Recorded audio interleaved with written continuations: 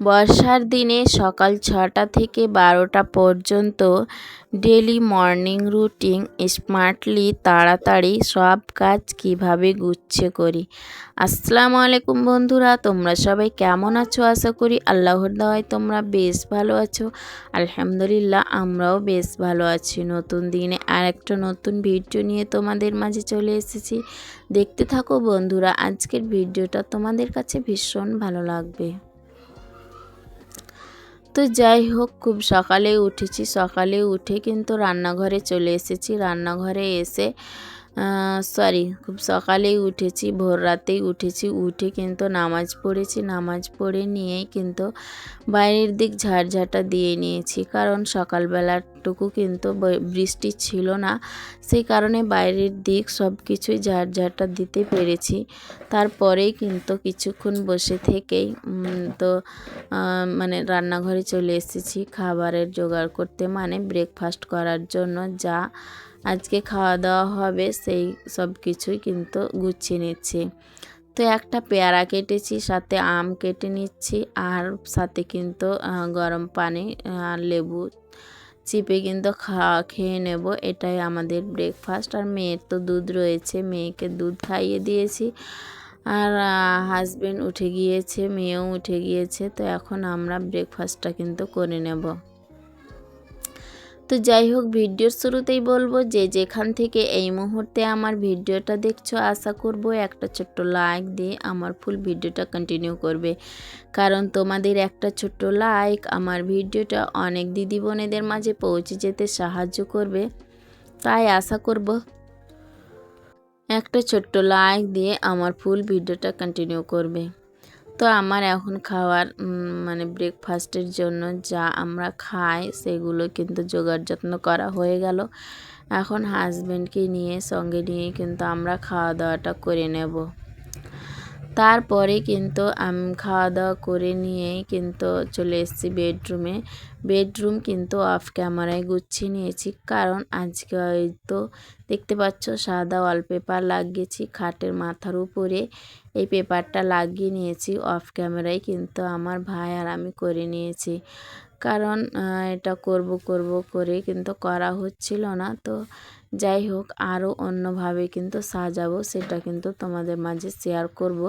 তো আজকে জাস্ট এটুকুই করেছি। তারপরে কিন্তু ঘরটাকে কিন্তু খুব সুন্দর করে পরিপাটি করে গুছিয়ে নিয়েছি। আর মেয়েকে দেখছো, মেয়ে কিন্তু রান্নাবান্না করছে। মেয়ের রান্নাবান্না খেয়েই কিন্তু আমি আমার রান্নাবান্না করতে যাব।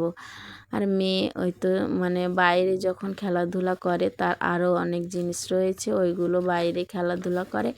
আর এই ঘরের মধ্যে যখন খেলাধুলা করে, তখন এই কটা জিনিস একটা কড়াই আর কি আর চামচ, এই সব কিছু নিয়েই কিন্তু সে রান্নাবান্না করে বালিশের উপরে রেখে।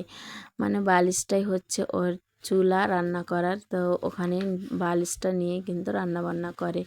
তো মেয়ে বারবার আমাকে খেতে ডাকছে যে আম্মা এসো খেয়ে নাও, আমার রান্না করা হয়ে গেল। তো যাই হোক, বিছানা গুছিয়ে ঝাড়ঝাঁটা দিয়ে সব কিছু কমপ্লিট করে পরিপাটি করে রেখেই কিন্তু আবার রান্না করতে চলে এসেছি।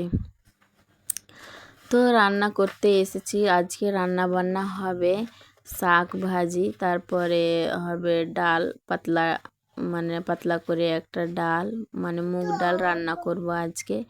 আর করলা আলুর ভাজি আর পাঁপড় ভাজি, এই সব কিছু আজকে কিন্তু রান্না বান্না। আজকে মাছ মাংস কিছুই নেই, এই সব কিছুই রান্না বান্না হবে। তো আজকে জমিয়ে কিন্তু খাওয়া দাওয়াটা হয়েছিল। আর তোমাদের একটা কথা বলি, যে আমি 4 দিন ধরে কিন্তু ভিডিও দিতে পারছি না। তো আমার মোবাইলের একটু সমস্যা হয়েছিল, সেই কারণে কিন্তু আমি ভিডিও 4 দিন ধরে দিতে পারিনি।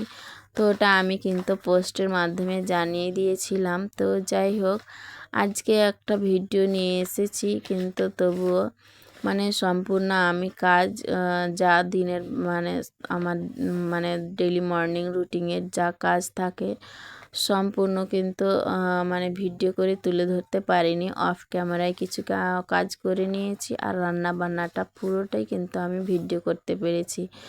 তখন কিন্তু আমার মোবাইল ভালো ছিল, সেই কারণে কিন্তু এগুলো করতে পেরেছি। তারপরে কিন্তু আমার মোবাইলের সমস্যা হয়ে গিয়েছে। মেয়ে অনেক জোরেই কিন্তু মোবাইল ফেলে দিয়েছে, তারপরে কিন্তু মোবাইলের আর মানে কোনো কাজই হচ্ছে না।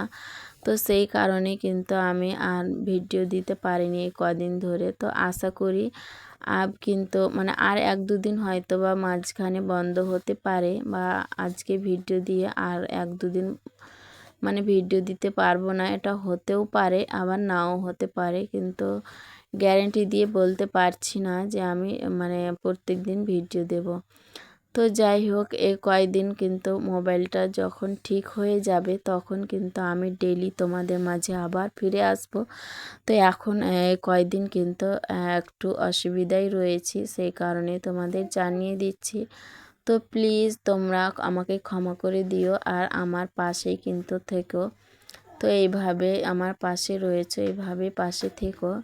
তো আমি ওটাই মানে তোমাদের জানিয়ে দিচ্ছি যে আমার ভিডিও দিতে হয় একটু অসুবিধাই হয়েছে, অসুবিধাই রয়েছে আমার, মানে কি বলবো, মোবাইলের কিন্তু সমস্যা হয়ে গিয়েছে। মোবাইলটা ঠিকঠাক হলেই কিন্তু আমি তোমাদের খুব সুন্দরভাবে যে এরকম ডেলি বাই ডেলি ভিডিও দিচ্ছিলাম, সেইভাবেই কিন্তু আমি ভিডিও দিতেই থাকবো।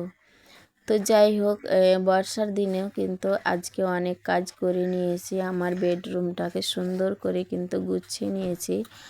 তারপরে কিন্তু রান্না বান্না করতে চলে এসেছি। তো যাই হোক, একটানা কিন্তু সকাল থেকেই কাজ করছি।